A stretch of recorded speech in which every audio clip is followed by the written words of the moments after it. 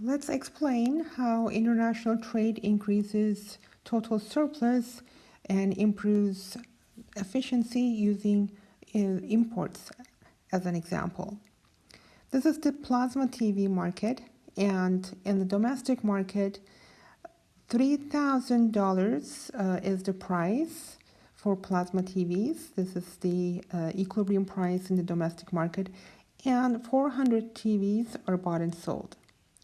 Let's first identify consumer surplus, producer surplus, and total surplus without trade, when there's no trade. And we know that consumer surplus is the area between the price line and the demand curve. Consumer surplus is the area A. Producer surplus is the area between the price line and the supply curve. It's the BC area. And total surplus is the total of consumer and producer surpluses, A, B, C area.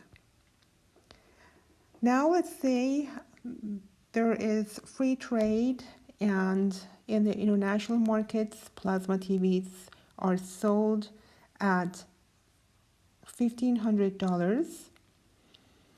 This is an opportunity for the consumers in the domestic market. Instead of paying $3,000, now they can pay only $1,500 for plasma TV.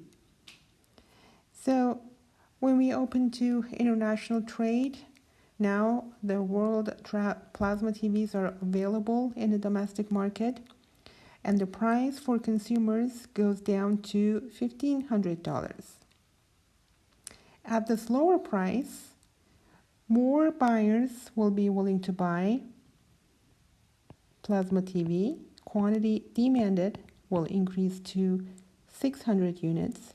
But at this lower price, some producers will leave the market because their costs will be higher than 1,500, and they will only produce 200 units. Those producers who can cover their costs at $1,500 will stay in the market, and they will provide 200 units of plasma TVs. The difference between the quantity demanded and quantity supplied, actually this is quantity supplied, the difference is the amount of plasma TVs imported from other countries. This is the shortage in the domestic market, and this shortage is provided through imports. Now let's take a look at these consumer surplus, producer surplus, and total surplus with trade. Okay.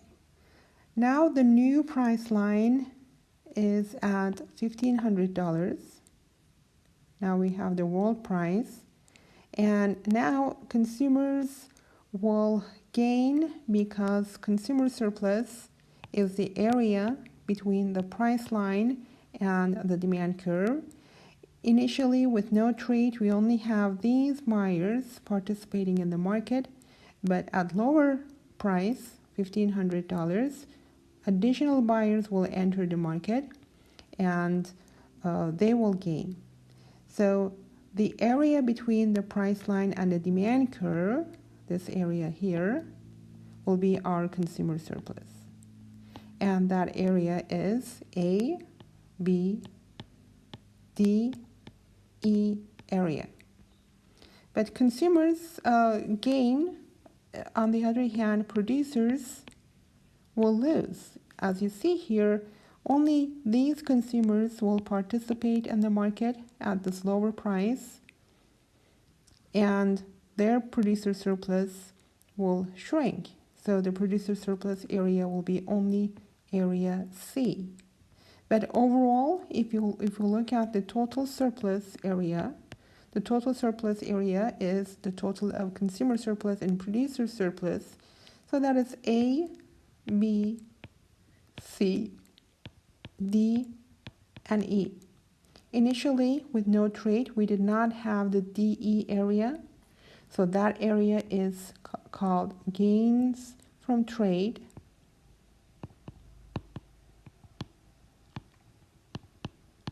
That is the surplus that's added to total surplus because of international trade.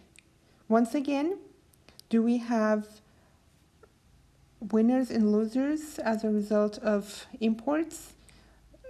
In this case, consumer surplus increases, consumers win, and producer surplus shrinks, producers, sellers lose. And this can tell you that producers, those few producers, plasma TV manufacturers in the domestic market, they can agree to act together. They can lobby and ask for protection from the government. And sometimes we see tariffs, which is a tax on imports to protect the domestic producers.